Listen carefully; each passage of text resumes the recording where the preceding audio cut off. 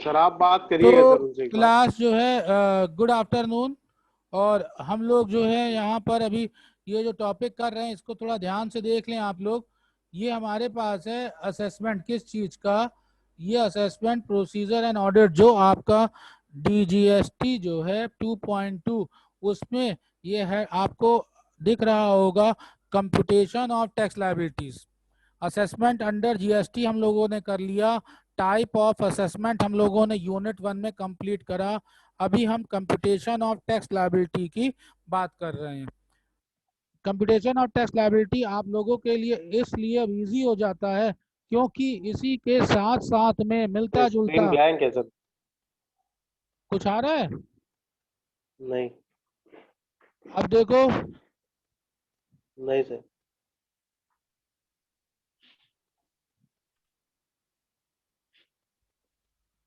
अच्छा, तो मैं इसको बंद ही कर देता हूँ, ठीक है। अब बताओ, अब आ रहा है।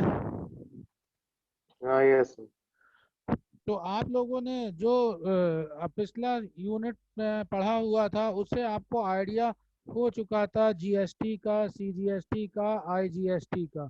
और अभी सेमेस्टर 2 में जो 2.1 में आपने कॉन्सेप्ट पढ़े हुए हैं उसके थ्रू अब आप समझ गए हैं कि हम आईटीसी का कैसे यूज़ करते हैं। और सिस्टम में पेमेंट करते समय पहले हम प्रीवियस ईयर या प्रीवियस मंथ का पेमेंट करते हैं। उसके बाद में जो करंट ईयर के ड्यूज होते हैं जिसमें हमारे पास पेनाल्टी भी है, इंटरेस्ट भी है, फीस भी है और कुछ गवर्नमेंट की तरफ से कोई एडिशनल चार्जेस हैं उनका पेमेंट करते हैं। तो ये सब सीक्वेंस अब आपको समझ में आने लगा है और आप इसके अकाउंट्स के बारे में भी नॉलेज रखने लगे क्योंकि जीएसटी में हम लोग पोर्टल के ऊपर बात करते हैं। और पोर्टल में आपको पता है कि एक आपका इलेक्ट्रॉनिक कैश लेजर था और इलेक्ट्रॉनिक क्रेडिट लेजर जो कि एक पर्स की तरह, वॉलेट की तरह काम करता था। कैश लेजर से आप पेमेंट करते थे। इतना अब आपको अंदाजा हो गया है कि ये सब इसके इंस्ट्रूमेंट हैं जिनको हम यूज करते हैं। अब यहाँ पे जो हमारा बेटा टॉपिक है उसमें क्या करना है, कंप्यूटेशन करना है, मतलब कैलकुलेशन करना है। तो कैलकुलेशन जब हम करेंगे तो क्या सिस्टम फॉलो हो, उसी के ही ऊपर मेथड्स जीएसटी को कैसे यूज करें उसके लिए आप स्क्रीन पर देख रहे हो कि लिखा हुआ है method to calculate GST using the GST calculator. ये दिखाई दे रहा है कि नहीं दिखाई दे रहा, this one is it visible, ये दिख रहा है।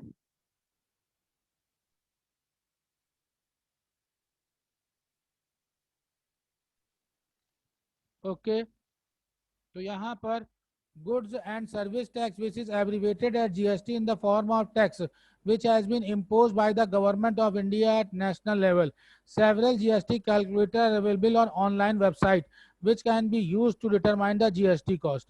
तो कहने का मतलब है कि अलग अलग लोगों ने इस कैलकुलेटर को ऑलरेडी बना के रखा हुआ है। कैलकुलेटर का मतलब कि इसमें जो है टेबल्स आपके पास ऑलरेडी दे रखी हैं, वर्कशीट्स आपके पास दे रखी हैं, उसमें बस डेटा आपको डालना है टैक्स रेट के अकॉर्डिंग, आपका कैलकुलेशन इजी हो जाता है। The GST levied by government of India on the seller, manufacturer and consumer of goods and services at national level. GST is derived from the concept of value added tax. मैं already बता चुका था कि value added tax का जो concept लिया गया तो इसकी वजह से क्या फायदा हुआ, इसकी वजह से हम लोगों का कास्केडिंग इफेक्ट खत्म हो गया। Which means that it is applied at each stage and the consumer is supposed to pay the GST amount which is charged by last dealer। तो जो लास्ट डीलर है उसके जब पेमेंट की बात हो रही तो यही कास्केडिंग इफेक्ट को खत्म करता है। तो इन्हीं कैलकुलेशंस को पूरा का पूरा रखा गया। अब ये कैलकुलेशंस देखिए किस तरीके से हैं। Under the new tax structure taxpayer can learn about different GST rates applicable at different categories। Basically जो पता होना चाहिए वो क्या होना चाहिए, वो 5 कैटेगरीज होती हैं मगर नॉर्मली लोग इसको सिर्फ 4 कैटेगरीज में रखते हैं। फर्स्ट वाला 0 कैटेगरी छोड़ देते हैं। तो आप यहाँ पर देख रहे हैं कि जो कैटेगरी है वो 0, 5, 12, 18 और 28 है। तो जब टैक्स स्ट्रक्चर और स्लैब की बात होती है तभी नहीं पता चल पाता कि क्या टैक्स स्ट्रक्चर है। तो मैं आपको सजेस्ट करूंगा कि आप 5 याद रखिए क्योंकि 0 भी जरूरी है। अब आप कहेंगे कि सर जीरो की क्या जरूरत, जीरो तो लेना ही नहीं है, तो हम 4 ही स्लैब क्यों ना ले लें। 4 स्लैब हमारे हो गए 5, 12, 18 और 28। हाईएस्ट स्लैब हमारा हो गया 28, तो मिनिमम हो गया हमारा 5 ना, यही तो मिनिमम हो गया जीरो। इसलिए आपको 5 स्लैब ध्यान रखने हैं, क्योंकि एग्जम्प्टेड इनकम और 0% टैक्स दोनों में डिफरेंस है। एग्जम्प्टेड जो सप्लाई है वो तो एग्जम्प्ट है, उसको तो दायरे से बाहर ही कर दिया गया, अभी उसके ऊपर टैक्स नहीं रखा गया। मगर जो 0% है, इसका मतलब है वो एग्जम्प्ट नहीं है, वो टैक्सेबल है, वो टैक्स के दायरे में है, मगर टैक्स रेट उसके ऊपर 0% लगाया गया है। जरूरत पड़ने पर अभी उस पर परसेंटेज हम और इंक्रीज कर देंगे। तो ये ध्यान रखिएगा, 5 को याद रखिएगा, मैं फिर से रिपीट कर दे रहा हूँ। पहला आपका 0 रहेगा, फिर 5 रहेगा, फिर 12 होगा, फिर 18 होगा और फिर 28% होगा। अगर कभी कोई क्वेश्चन अराइज हो जाए कि स्लैब में हाईएस्ट परसेंटेज क्या है, तो हाईएस्ट परसेंटेज कंप्यूट करते समय आप रखेंगे 28%। अब मैं समझता हूँ कि ये बात समझ में आ गई होगी।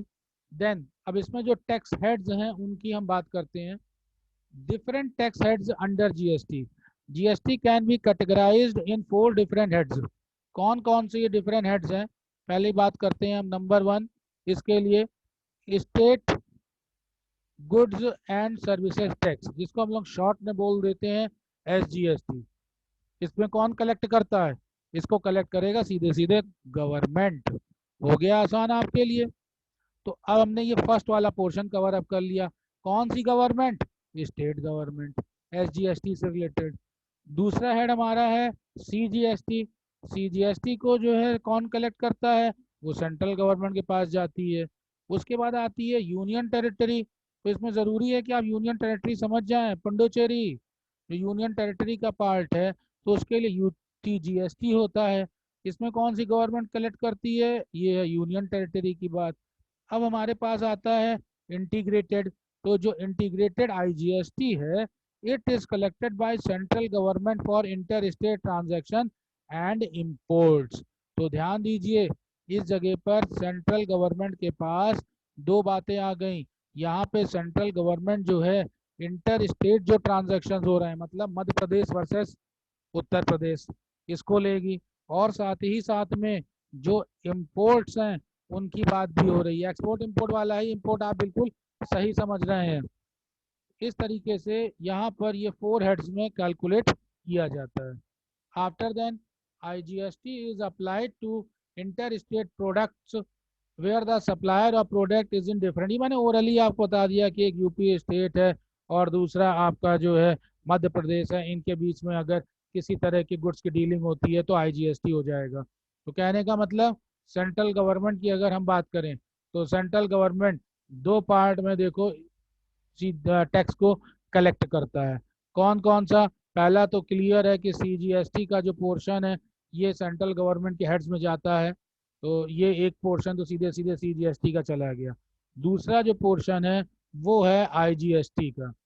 तो आईजीएसटी का जो पोर्शन है वो इतना सीधा सा नहीं है, इसको भी दो पार्ट में रखा गया है। एक तो इसमें सीधे सीधे जो इम्पोर्ट्स हैं उनकी बात करी गई है, इनकी हम बात कर लेते हैं कि जहाँ भी ट्रांजेक्शन्स होंगे और इस जगह पर इंटर स्टेट पे परचेज या सेल, अगर एक ने परचेज किया एक ने सेल किया तो इसका रिकॉर्ड होगा और हम इसकी बात करते हैं। तो ये इंटर स्टेट की ही बात है, इंटरनेशनल लेवल के लिए मत जाइएगा। अब हम आते हैं आगे, क्या है कैलकुलेशन, जो इसका फॉर्मूला है उसकी बात करी जाए। तो जब हम इसका फॉर्मूला कैलकुलेट करते हैं वो देखिए, ये पे यहाँ पर हम लोग ये लीडिंग कार्ट के ऊपर फॉर्मूले को देख रहे हैं। मैंने डायरेक्टली आपको ऑनलाइन ले लिया है क्योंकि अलग अलग वेबसाइट्स हैं और सबने अपने कैलकुलेशंस के फॉर्मूले रख रखे हैं। तो यहाँ पर जीएसटी कैलकुलेशन फॉर्मूला, इसकी बात करते हैं। This formula is used directly. तो ये following formula helps to calculate net price of the product after application GST and removing GST as well. इसका क्या मतलब है कि जो आप जीएसटी लगा रहे हैं और जो पहले से ले रखा है उनके हम कैलकुलेशन की बात करेंगे। तो रिमूव भी करेगा और ऐड भी करेगा। ये क्या फार्मूला है उसकी हम बात करते हैं। तो कहने का मतलब एक बार बेटा जीएसटी ऐड भी होना है और दूसरा जो पहले वाला पोर्शन है उसको भी हमको मैनेज कर देना है। तो यहाँ पर नंबर 1 आते हैं ऐड जीएसटी। तो जीएसटी आपका किस तरीके से ऐड किया जाएगा, ये वाली बात है। जीएसटी अमाउंट कैसे निकलेगा, ओरिजिनल कॉस्ट इनटू जो भी जीएसटी का परसेंटेज है, सीधे सीधे आपकी नेट वैल्यू आ जाएगी। कैसे आ जाएगी ये, इसको समझिए। ये देखिए ऐसे निकलेगी नेट प्राइस, ये फाइनल वैल्यू आपका बनेगी। सर थोड़ा इसको हम प्रैक्टिकल में करके देख लेते, हाँ करके देख लेते। ये देखो, ये देखिए यहाँ पर ये इन्होंने अमाउंट देखिए कैसे किया। हमारे पास 2000 रुपीज जो है उस प्रोडक्ट को हम सेल कर रहे हैं, तो 2000 का हमारा प्रोडक्ट हो गया और एप्लीकेबल रेंज इसकी जो है वो 12% है।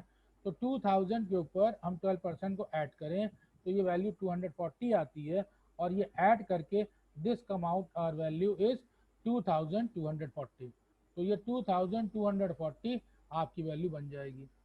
अब बताइए किसी स्टूडेंट को इसमें कोई डाउट? ऐड करना हमारे लिए बहुत ही आसान है, सिंपल सा ही पार्ट था फॉर्मूले का। बहरहाल अभी हमने प्लस की बात करी इसकी, अब अगर हमको रिमूव करना है तो रिमूव करने के लिए ये थोड़ा सा टफ है, इस पे थोड़ा सा ध्यान दीजिएगा, ये बेटा पोर्शन टफ होता है। तो यहाँ पर जीएसटी ओरिजिनल कॉस्ट हमारे पास है माइनस ये वाला पोर्शन है टिपिकल, इस पे ध्यान दीजिए, ओरिजिनल कॉस्ट इंटू 10 सॉरी 100 क्योंकि परसेंट 100 है, डिवाइडेड बाई 100 प्लस जीएसटी। क्योंकि आपका जीएसटी जब जुड़ा हुआ है तो बेटा परसेंटेज बढ़ जाती है। समझिए इस बात को, इसको मैं कैसे कह रहा हूं। पहले तो मैं देख लेता हूं कि एक प्रोडक्ट की कॉस्ट है, ये प्रोडक्ट की कॉस्ट 100 है क्योंकि इसी के ऊपर हम जीएसटी लगाते हैं। सपोज करिए कि आपने जीएसटी जो है वो 12% लगाया, तो अगर 12% जीएसटी लगा दिया तो 12% जीएसटी लगने के बाद में विद जीएसटी की परसेंटेज 112 हो गई कि नहीं हो गई, जुड़ गई कि नहीं जुड़ गई? Yes sir. तो इसी वजह से जो 112 हो गया है वो फुल फिगर बन गई। ये ही मैंने यहाँ पर आपको समझाने की कोशिश करी कि जब हम डिवाइड करेंगे तो वो 100 प्लस परसेंटेज से डिवाइड करेंगे। जो कॉमर्स के स्टूडेंट्स हैं वो इस जगह पर कहते हैं अरे सर ये तो याद आ गया, जब हम फाइनल अकाउंट लगाते थे और फाइनल अकाउंट में मैनेजर कमीशन चार्ज होता था बिफोर और आफ्टर वाला, ये तो वही कॉन्सेप्ट है। यस, जो मैनेजर कमीशन का आपका आफ्टर वाला कॉन्सेप्ट होता था कि आफ्टर में आप उस परसेंटेज को ऐड कर देते थे, तो यहाँ पर भी हम इसी परसेंटेज को ऐड करके कैलकुलेट करेंगे। तो ओरिजिनल प्राइस से हम इस परसेंटेज को निकाल करके माइनस कर देते थे। एक ये तरीका आपके पास है। तो मैं समझता हूँ कि इतनी चीजें समझ में आई होंगी। आप कुछ पूछना है इसमें बताइए। यस सर, आगे सर। ओके, तो अब अभी इसका कैलकुलेशन और भी आसान करके कंप्यूटेशन आपको बताते हैं। अब देखिए calculation of tax under GST की बात करते हैं। कैलकुलेशन ही हमारा चल रहा है। Input tax credit can benefit manufacturer and dealer under the GST scheme, क्योंकि ऑलरेडी जो आप टैक्स पे कर चुके हैं उसके ऊपर आपको डिडक्शन मिल जाता है। Following table shows comparison between the old tax system and GST system. यहाँ पर जो हमारे पास टेबल दे रखी है उसकी बात होती है। Below is an example to show the difference in the amount of tax payable under the old tax system and GST system. कैसे देखो, नंबर 1 ओल्ड टैक्स सिस्टम हमारे पास ये है, ये जीएसटी सिस्टम है। जीएसटी का यहाँ पर पढ़ने से एक फायदा आपको ये मिलेगा कि एडवांटेजेस के एक दो पॉइंट आपको लिखने को मिल जाएंगे जिसका टेक्निकल नॉलेज आपके पास आ जाएगी। इससे डिफरेंस भी क्लियर हो जाएगा कि ओल्ड कंप्यूटेशन और न्यू कंप्यूटेशन का हमारा प्रोसेस क्या होता है। सबसे पहले हम आते हैं कॉस्ट ऑफ प्रोडक्शन। तो चाहे ओल्ड हो चाहे न्यू हो, कॉस्ट ऑफ प्रोडक्शन तो आपका एक ही होगा। तो ये देखिए कॉस्ट ऑफ प्रोडक्शन सबसे पहले हमने ले लिया, इसमें कोई दिक्कत नहीं है, दोनों पे हमारे पास 2 लाख 2 लाख हो गया। प्रॉफिट मार्जिन का मतलब कुछ नहीं बेटा, ये इतना कठिन नहीं है, ये देखो बेसिक तो यही करते थे ना, cost plus profit is equal to selling price. तो वही तो कॉन्सेप्ट है। कॉस्ट लिया, कॉस्ट में हम लोगों ने प्रॉफिट को ऐड कर दिया तो हमारे पास वैल्यू आ जाएगी। तो इस तरीके से ये हमारा प्रॉफिट मार्जिन हो गया कितना, 10%। तो 2 लाख के ऊपर अगर हम 10% निकालें, कैसे? अरे सिंपल सा है कि जो हमारे पास 2 लाख प्रोडक्शन दे रखी है कॉस्ट, इसी के ऊपर अगर हम 10% प्रॉफिट मार्जिन दिया है, ऐसे करें तो ये वैल्यू 20,000 नहीं आ जाएगी? हो गया आपके पास वैल्यू। आफ्टर देन अब हमें एक्साइज ड्यूटी भी निकालनी है।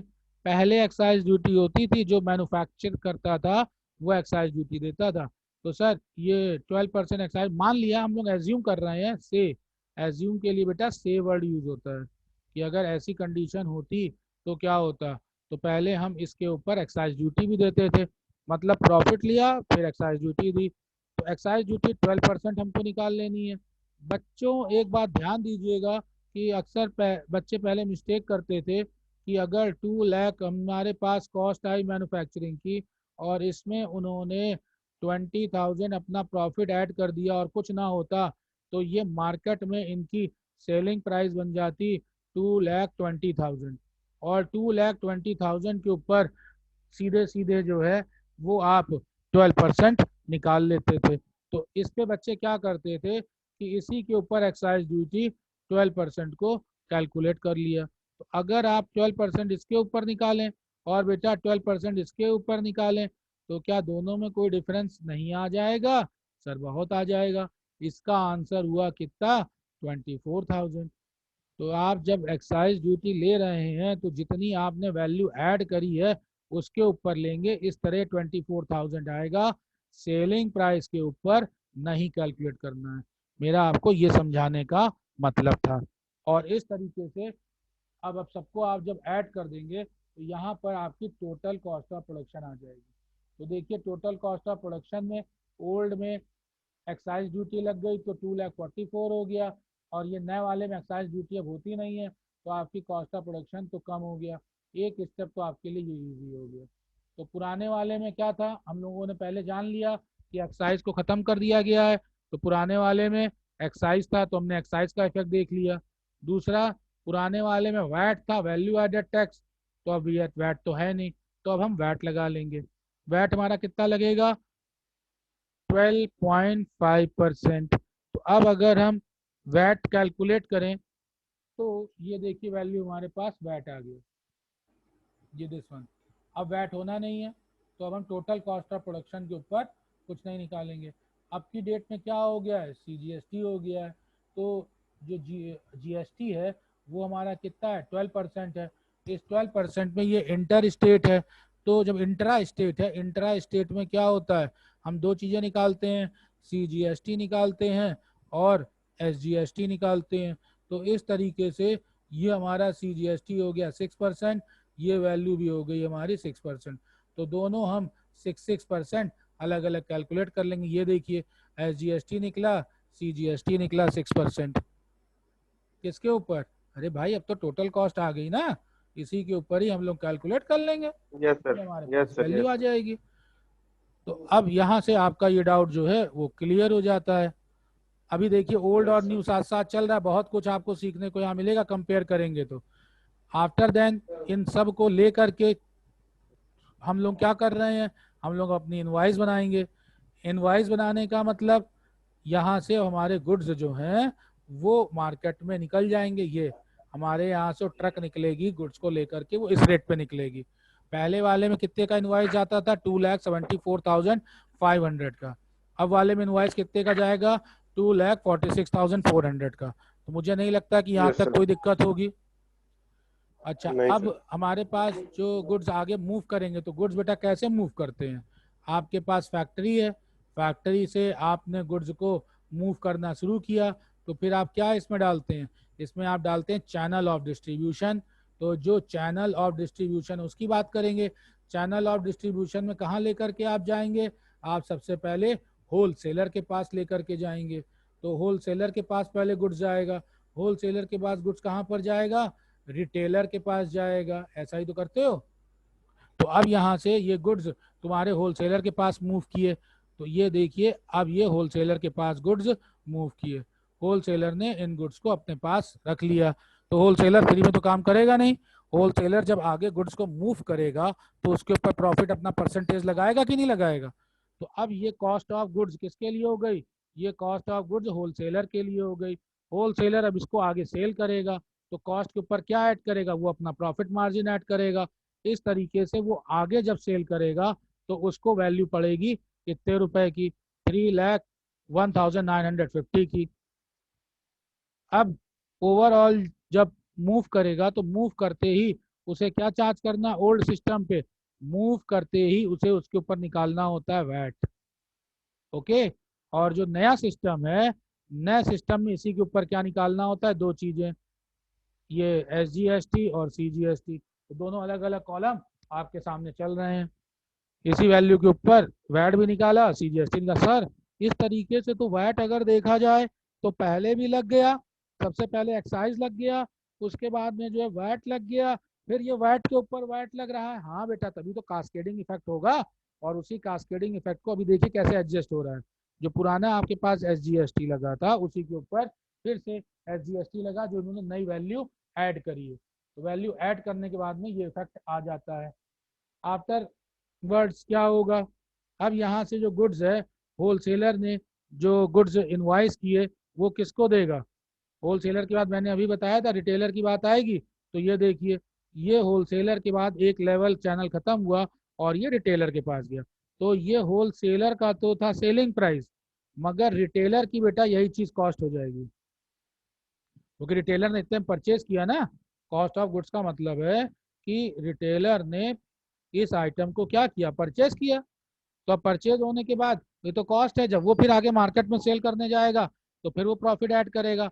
इसने फिर प्रॉफिट ऐड किया, इसके तरीके से इसकी कॉस्ट बन जाएगी। जैसे ही कॉस्ट बनेगी रिटेलर की, तो रिटेलर को भी वैट देना पड़ेगा, ये वैट लगाएगा।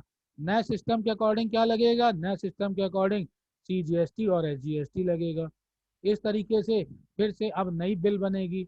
जो बेटा हमारे पास नई बिल बनेगी उसको हम क्या बोलेंगे, इनवॉइस बोलेंगे। तो अब ये नई इनवॉइस किसकी हो गई, ये इनवॉइस हो गई रिटेलर की, जिसको कि मार्केट में जा करके सेल करना है। तो ये देखिए, एक ये वैल्यू हो गई मार्केट में सेल करने की, और अब एक ये मार्केट में वैल्यू हो गई। मार्केट का मेरा कहने का मतलब है कि ये कंज्यूमर को मिली, ये कंज्यूमर को वैल्यू मिलेगी, और कंज्यूमर के हैंड में ये ओल्ड रेट से जाएगा, और ये वैल्यू जो है वो न्यू रेट से जाएगा। देखने से ही लग रहा है कि वो न्यू रेट में थोड़ी सी वैल्यू देख रहे हैं डिफरेंस करके ही कम आ रही है। थोड़ा टिपिकल कैलकुलेशन लग रहा होगा, मगर अगर आप चैनल को ध्यान रखेंगे तो कैलकुलेशन टिपिकल नहीं होगी। कैसे बेटा टिपिकल नहीं होगी, क्योंकि पहले तो बेटा आप मैन्युफैक्चरर को ले लीजिए, मैन्युफैक्चरर के बाद में इस गुड्स को आगे मूव करिए होलसेलर को, होलसेलर के बाद इस गुड्स को मूव करिए रिटेलर को, रिटेलर के बाद इस गुड्स को लेके जाइए कंज्यूमर को, जो एंड कंज्यूमर है। तो यही है एंड कंज्यूमर की वैल्यू, दिस वन, यही है एंड कंज्यूमर की वैल्यू। अगर एक बार इसको आप रिवाइंड करके देखेंगे तो ये सारे स्टेप समझ में आ जाएंगे। जब मैन्युफैक्चरर है तो कैसे काउंट हुआ, होलसेलर हुआ, रिटेलर हुआ। तो ध्यान दीजिएगा, चाहे होलसेलर हो चाहे रिटेलर हो, तो इन लोगों को यहाँ पर टैक्स ऐड करना पड़ता है। तो ये भी अपना टैक्स ऐड करेंगे, इस जगह पर ये अपना टैक्स ऐड करेंगे। ओल्ड में अलग नाम था, नए वाले में GST था। यही सीक्वेंस शॉर्ट में आपको बताया गया है। अब एक पॉइंट ये है कि जब यहाँ पर बेटा टैक्स लगा, यहाँ पर पहले एक्साइज लग चुका था मैन्युफैक्चरिंग के समय पहले ही, तो जब यहाँ पर एक्साइज लगा फिर वैट लगा, तो टैक्स के ऊपर टैक्स लगा, टैक्स के ऊपर टैक्स लगा, टैक्स के ऊपर टैक्स लगा। तो टैक्स के ऊपर जब टैक्स लगा तो इसी को कास्केडिंग इफेक्ट कहते हैं, कि वैल्यू तो इतनी ज़्यादा नहीं थी, ओरिजिनल में जो कॉस्ट कम थी, सिर्फ टैक्स हो जाने की वजह से वैल्यू इतनी ज़्यादा हो गई। तो इसी वैल्यू पे छूट दी जाती है वैट में, कि जो पुराना टैक्स है उसको आप माइनस कर लें, उसको आप डिडक्ट कर लें प्रोडक्ट के हिसाब से। उसी को ही अब नए वाले कॉन्सेप्ट में हम लोग क्या बोलते हैं, हम लोग उसी को ही ITC बोलते हैं। तो ये देखिए यहाँ पर आगे आते हैं, impact on product pricing of GST। Central and state government is called CGST SGST respectively levy indirect tax. For intra state tax the seller charge such tax CGST and SGST। कई बार तुम लोग पढ़ चुके हो, जिसको कि हम लोग प्रोडक्ट सिस्टम में कहते हैं। जब ओल्ड टैक्स सिस्टम था तो price of the product sold from the Nagpur तो हैदराबाद 1000, अब नए वाले में भी हैदराबाद में होगा। अब इस तरीके से एक ही के अंदर वैट अगर यूज किया, यहाँ क्या यूज करेंगे, CGST यूज करेंगे। यहाँ पर भी वैल्यू 100 रुपीज थी, यहाँ पर भी सेम वैल्यू है, यहाँ पर भी प्रॉफिट, यहाँ पर भी प्रॉफिट। इस पे CGST लगता था, CST, ये इसको बोलते थे सेंट्रल सेल टैक्स। पहले सेंट्रल सेल टैक्स था, अब इसको बोलेंगे IGST। तो टोटल कॉस्ट यहाँ पर देखो निकल के कितनी आ गई, 2310, और यहाँ पे वैल्यू कितनी आई, 2210।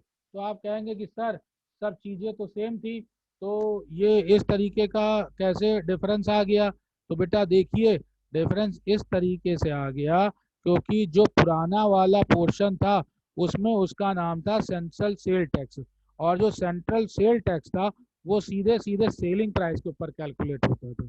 और जब बल्कि जो IGST है वो कॉस्ट बेस के ऊपर वर्क किया कि जहां से एक स्टेट से दूसरे स्टेट पर वैल्यू ट्रांसफर करी गई। तो यहाँ पर देखिए IGST इंटीग्रेटेड जो सेल टैक्स है, जो इंटर GST है, इंटीग्रेटेड दो स्टेट के बीच में, उसमें कॉस्ट के ऊपर बेस हुआ और ये सेलिंग प्राइस के ऊपर बेस हुआ। तो एक डिफरेंस आपको यहाँ पर आ गया।